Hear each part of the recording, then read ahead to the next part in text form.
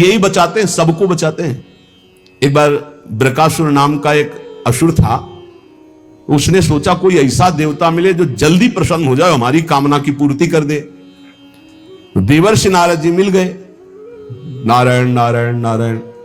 देवर्षि नारद जी एक ऐसे महात्मा है जिनको कोई द्रोह नहीं करता। त्रिभुवन में कंस भी एकांत में बैठालकर सलाह लेता है, हिरण्यकश्यप भी उठकर आदर करता। कोई भी हो त्रिभुवन में देवर्षि नारद जी से कोई नहीं, जिसको मिलेंगे बिल्कुल पक्की सलाह बताएंगे। कंस ने स्वागत किया, बैठाला और कुशल मंगल। हाँ प्रभु, पूरा प्रजा राज्य सब कुशल मंगल है।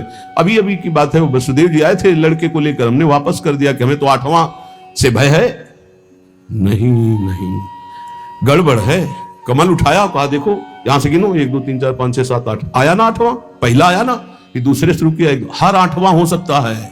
उनको लगा कि नारद जी जैसा कृपालु कौन हो सकता है, और नारद जी को लगा ऐसे ये दया करेगा तो भगवान के अवतार में देरी हो जाएगी, क्योंकि 8वें में आना है, और जब तक ये दया करेगा तब तक भगवान विकल नहीं होंगे, इसको क्रूर होना चाहिए, क्योंकि भगवान का अवतार शीघ्र हो। हर कमल की पंखुड़ी को 8वीं बता दिया, हर बेटे को 8वां बता दिया, तुरंत मुलवाया।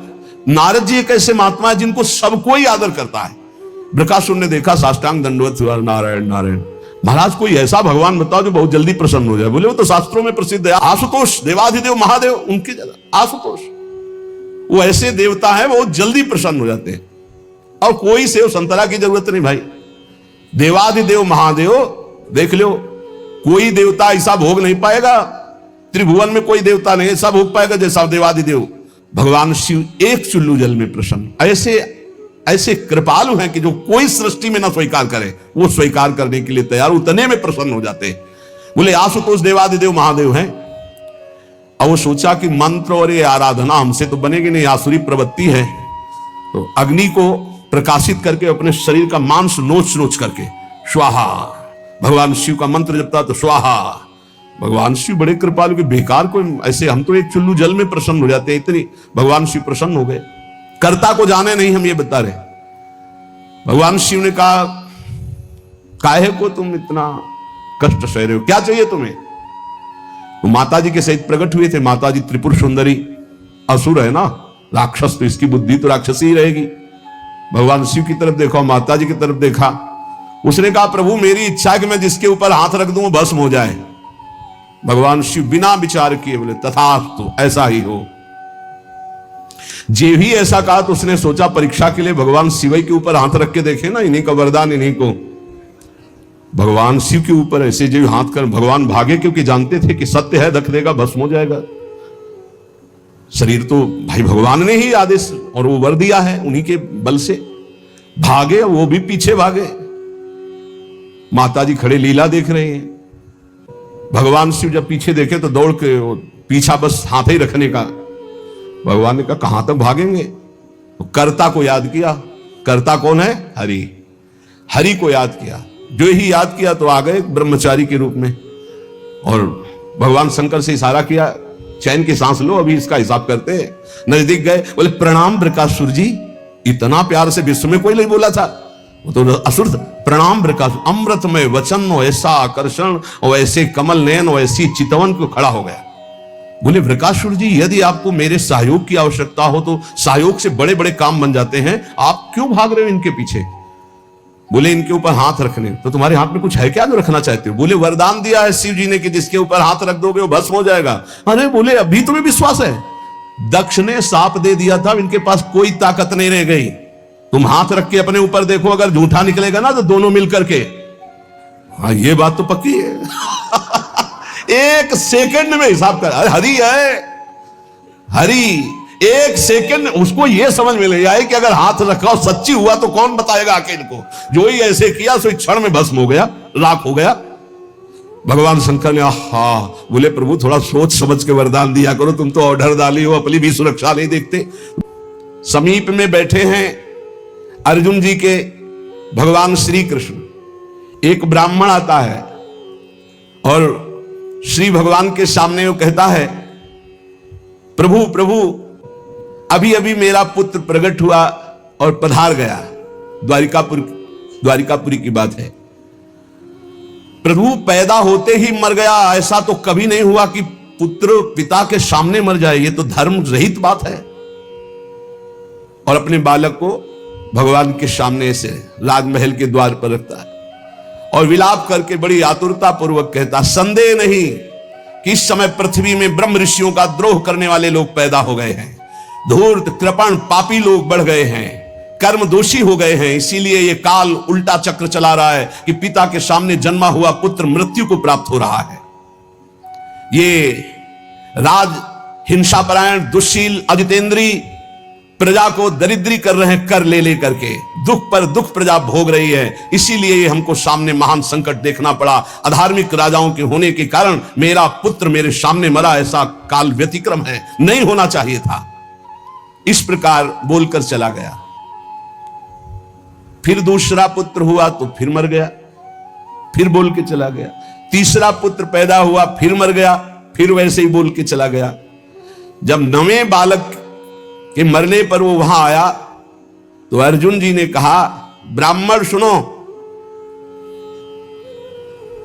इस निवास स्थान द्वारिका में ऐसा लगता है कोई धनुषधारी छत्री नहीं है।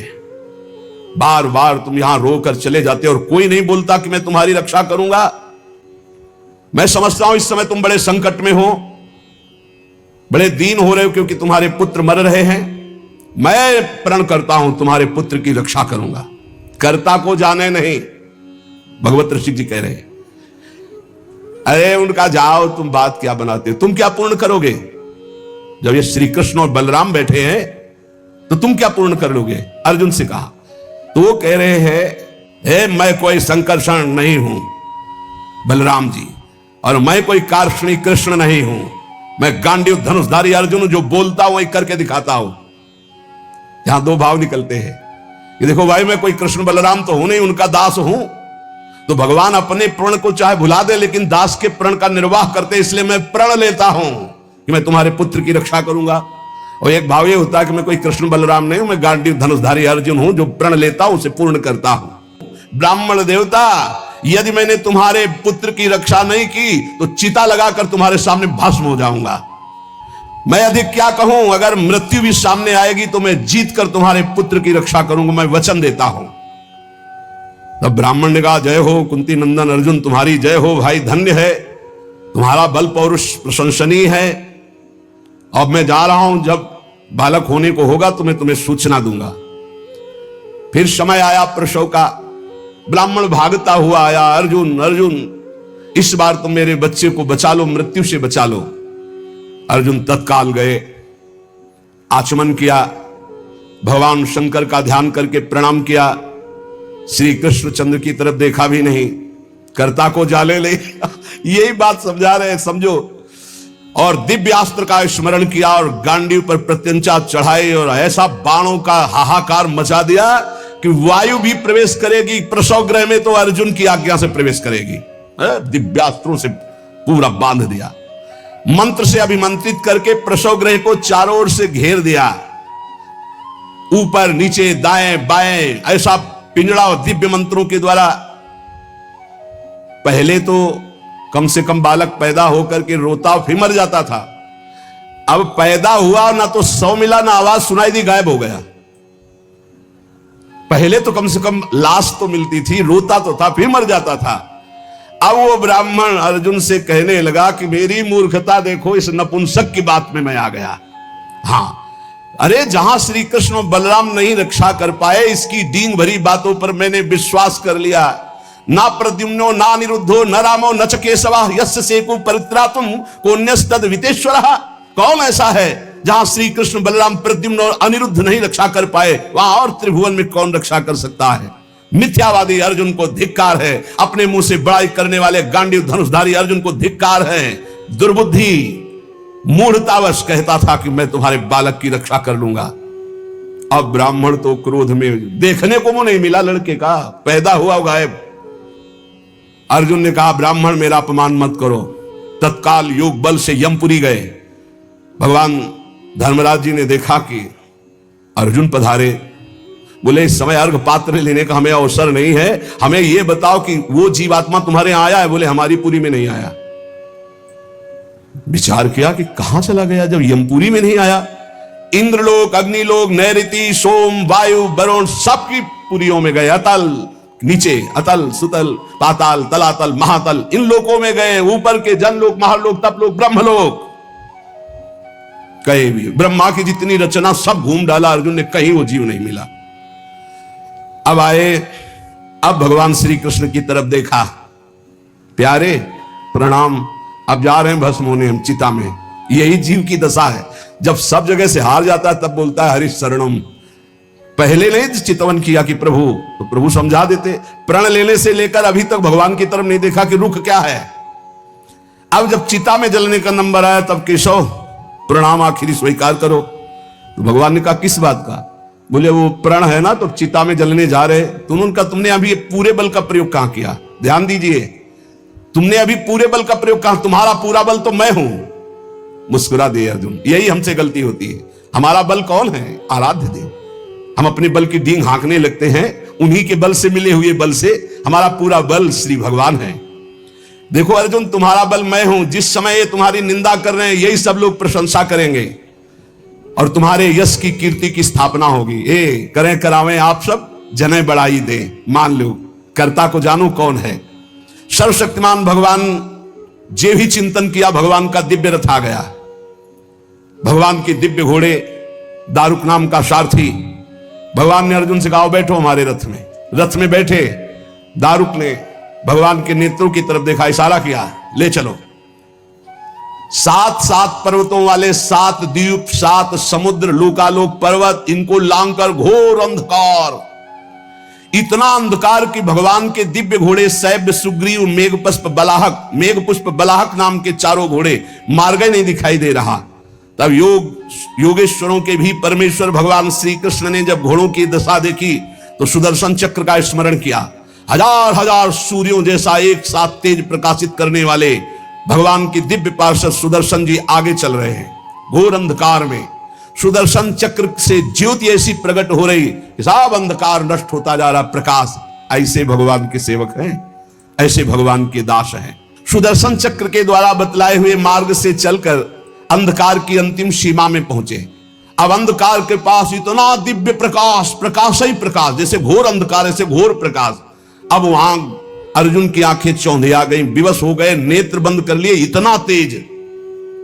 भगवान वहां भी सामर्थ्य प्रदान करी अर्जुन को और घोड़ों को भी। उस तेज के बाद महान जलराशि, श्याम वर्ण का जल ही जल, अगाध जल, जल पार किया तो तेज आंधी, वायु ही वायु। भगवान की ही केवल सामर्थ्य पहुंचने की और सामर्थ्य रही। अब वायु के प्रवाह में बड़ी बड़ी तरंगें उठने लगी। फिर भगवान ने उसको शांत किया। आगे बढ़े तो एक दिव्य महल, और उस महल में मणियां ऐसी चमक रही थी मानो हजार हजार सूर्य एक साथ प्रकाशित हो रहे। भगवान भगवान है, भगवान जैसा कोई नहीं। चारों ओर बड़ी ही उज्जवल ज्योति फैल रही है।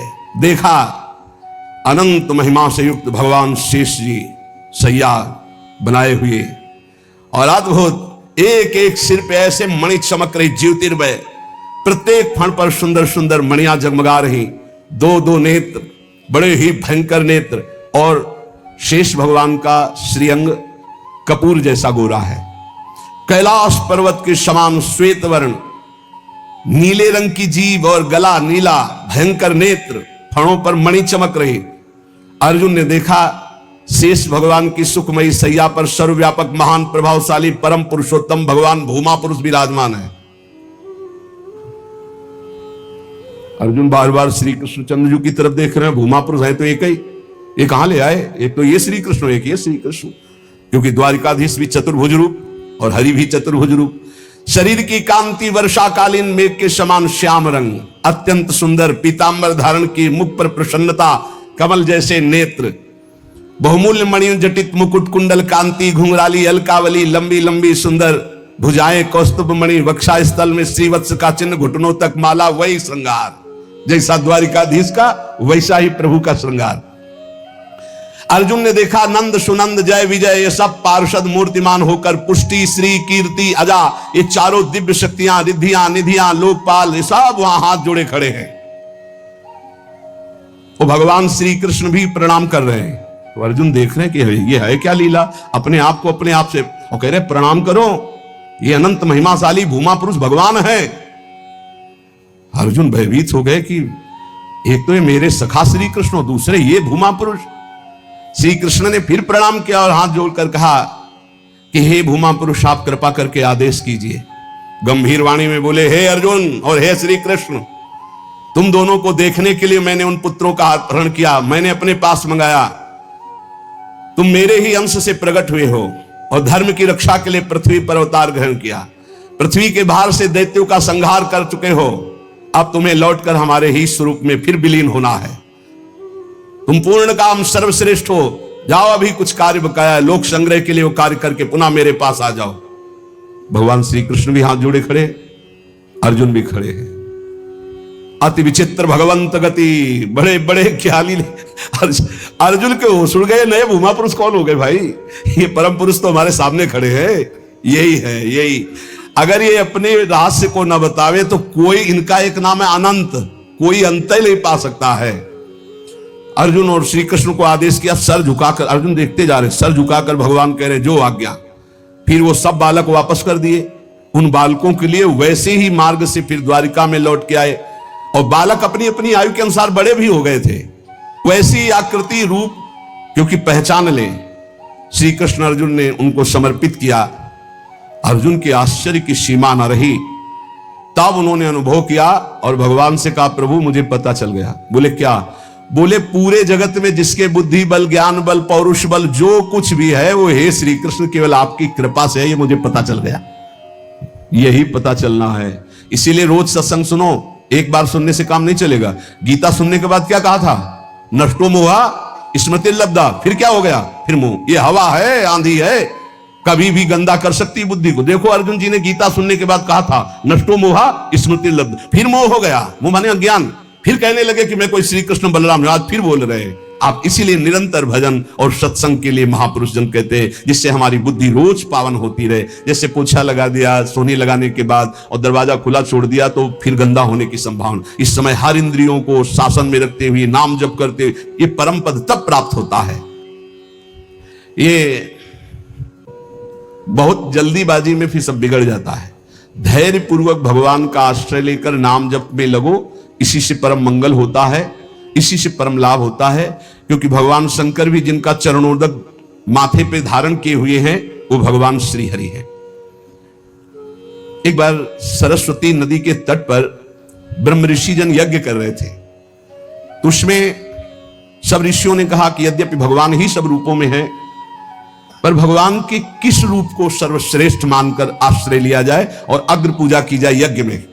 भगवान के सब रूप हैं, हमें कोई संशय नहीं। तो उनका प्रगट रूप की महिमा प्रकाशित करने के लिए किसी ब्रह्म ऋषि को परीक्षा लेनी होगी त्रिभुवन के तीनों बड़े ईश्वरों की, हरि, देवाधिदेव महादेव, ब्रह्मा। तो ब्रह्मा पुत्र भृगु जी खड़े हुए, उन्होंने कहा परीक्षा तो हम ले लेंगे, निर्णय आप कर देना। सब ऋषियों की वंदना करके भृगु जी गए और ब्रह्मा जी के सामने ऐसे खड़े हो गए। क्रोध आया कि इतना बड़ा ऋषि होकर और ऐसा अभद्र व्यवहार करता है, पर फिर एकदम भ्रकुटी तो चढ़ी, गुस्सा तो आया, पर शांत हो गए, है तो मेरा ही बेटा। भृगु जी ब्रह्मा जी की तो पुत्र है। ब्रह्मा जी शांत हुए, भृगु जी कुछ नहीं बोले, चले गए। जब कैलाश पहुंचे तो देवादिदेव ने कहा, आओ आओ ब्रह्म ऋषि श्रेष्ठ, आओ तुम्हारा स्वागत है। बोले मुंडों की माला धारण करते हो, चिता की राख लगाते हो और हम तुम्हारे गले लगेंगे। अरे उन्होंने कहा हम तुम्हें ब्रह्म ऋषि मान के स्वागत करें, तुमने ऐसे समझा क्या उठाया त्रिशूल? भगवान शिव ने कहा तुमने ऐसे समझा क्या कि हम तुम्हारा आदर कर रहे हैं ब्रह्म ऋषि मानकर, तुम जो है अवहेलना कर रहे हो। आप मुंडों की माला पहनते हो, चिता की भस्म लगाते हो, कहते हो आप तुम्हारे गले लग जाएंगे। महादेव जी ने उठाया त्रिशूल, रोक, भृगु जी चल दिए वहां से। और भगवान श्री हरि के धाम पहुंचे वैकुंठ में। लक्ष्मी जी चरण चाप रही थी, अर्ध निमीलित नेत्र में परमानंद में डूबे हुए भगवान गए, सीधे एक लात मारी छाती पे। लक्ष्मी जी तो आश्चर्यचकित हो गई, तभी कहा कि भीख मंगाऊंगी ब्राह्मणों, हमारी प्रीतम के लात मारा ना। पहले प्राय ऐसे ब्रह्म ऋषि जन जो होते थे ना, व्यवस्था, वेद के अपार ज्ञानी, तप के महाधनी, भोजन की व्यवस्था। लक्ष्मी जी कहते तुम्हारे पास नहीं आएंगी, हमारे प्रीतम को लात मारा है ना तुमने। लक्ष्मी जी तो थोड़ा नाराज हुई और हरि उठ के बैठ गए और चरण दबाने लगे। कहा बड़ा कठोर हृदय है हमारा, आपके बड़े कोमल चरण हैं, अगर मुझे पता चलता तो मैं आपके चरणों की अगवानी करता, मुझसे अपराध बन गया कि मैंने अगवानी भी आपके चरणों की, और चरण दबाने लगे। प्रभु जी के नेत्रों में अश्रु आ गए और कहा प्रभु बस यही देखने के लिए हमको सब ब्रह्म ऋषियों ने भेजा था, यद्यपि आप ही शिव हो, आप ही ब्रह्मा हो, आप ही चराचर जगत हो, पर प्रभु आपका जो करुणा वरुणालय हरि रूप है यही सर्वाराध्य है।